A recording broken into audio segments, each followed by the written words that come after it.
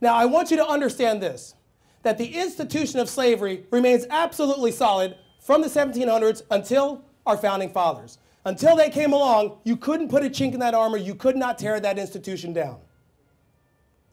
Then our founding fathers came along.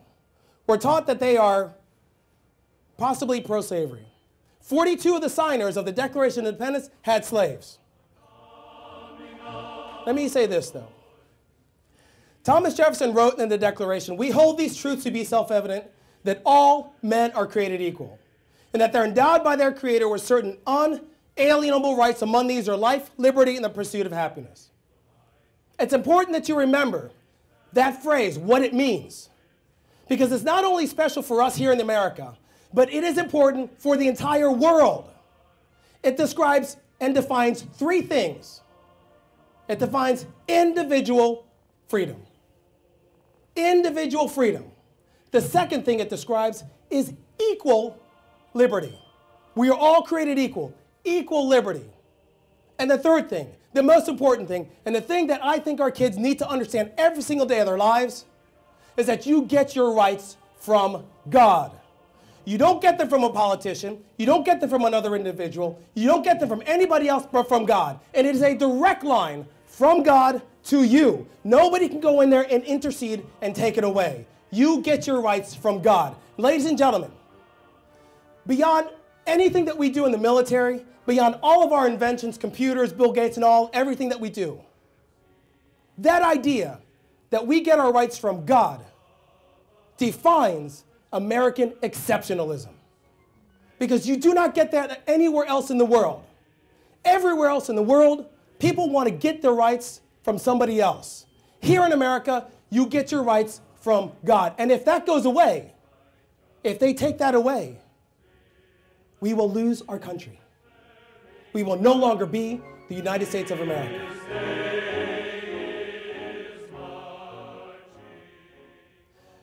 42 of the signers had slaves. A slave is worth anywhere from $500 to $2,000 each. And they say that Thomas Jefferson had maybe upwards of 200 slaves. That's a lot of money.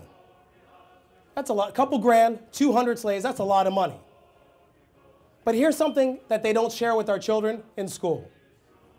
By the way, if you haven't read the Declaration of Independence, it is basically just a list of grievances. It is a principal document to let the world know why we are becoming independent and what kind of a nation we want to build.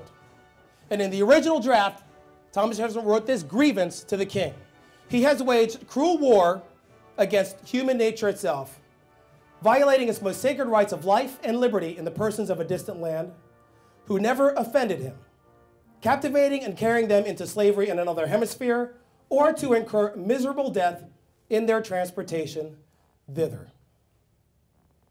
That, ladies and gentlemen, is an anti-slavery grievance written by Thomas Jefferson.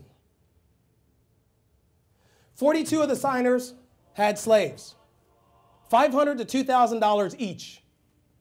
And if this ends up in the Declaration of Independence and passes, then we have to pass laws promoting this principle.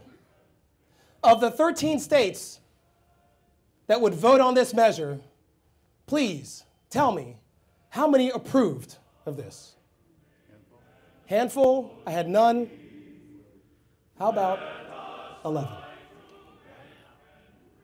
South Carolina and Georgia were the only two to object. 11. 11 of the states, 42 of the signers who owned slaves, 11 of the states said, we approve of this, we want this, and we're ready to pass law to end slavery, to eliminate the institution of slavery. We are willing to exchange our wealth for freedom. I've been doing this for 2 years. Nobody's ever heard that before, ever. Ever. Ever.